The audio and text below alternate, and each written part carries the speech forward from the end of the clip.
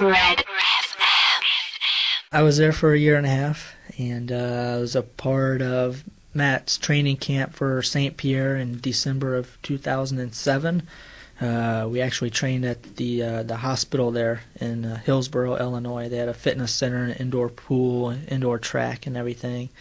Because the gym wasn't open yet, so I was actually trained with the hit squad before the gym even opened, and then was there for a year and a half, and yeah. How would you describe yourself as a fighter?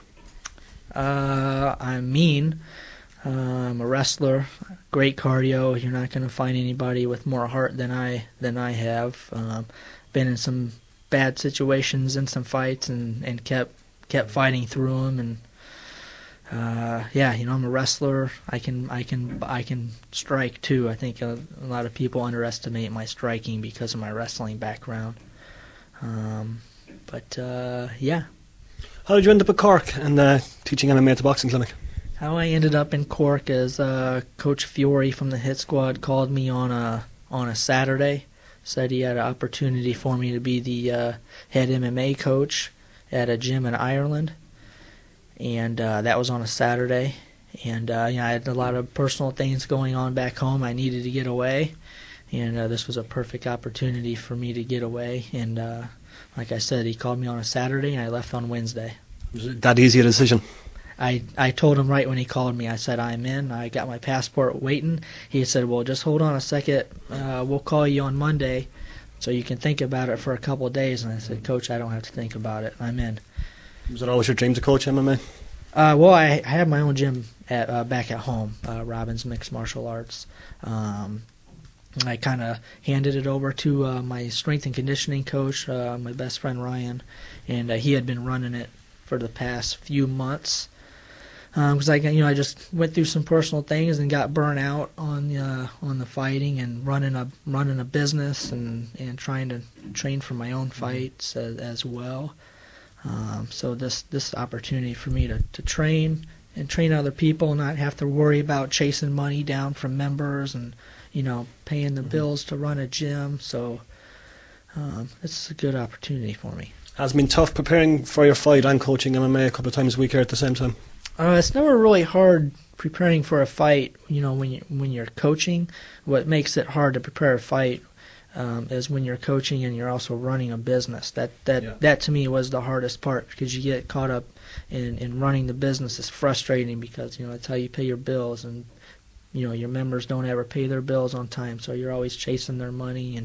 Training for this fight, it's been fine. I had some guys come over from London, and I've had a lot of fights. I know how to fight. I know exactly what my body needs to do. I know what I need to put in my body to get my weight right, and I know how to get my mind right for my fights. And have the coaches here helped bring your game up as well?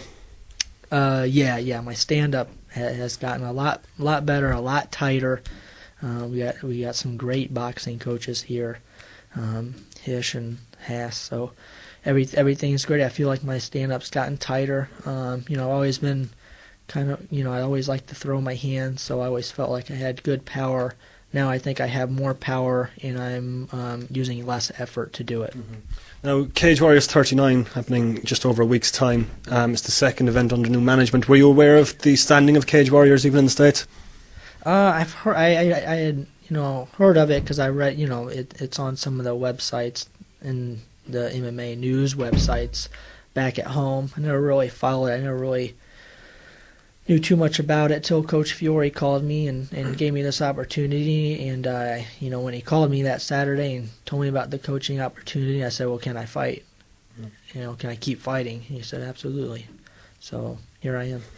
You're fighting Deck Williams. How much do you know about him? I know enough. He's a stand-up fighter, and that's about it. Does that suit your game plan for the fight? It's perfect. Without giving too much away, because he might actually hear this, are you just going to get him onto the mat and destroy him for 3 rounds? Nope, I'm going to beat him at his own game. You're that confident in your stand-up that you can do that?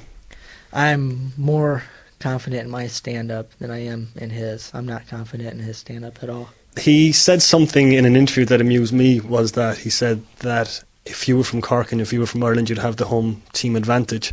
Does he realise that you're training in Cork, that you live in Cork, and you're going to have the home field advantage anyway? I don't know what he knows. I don't know what he knows or what he thinks.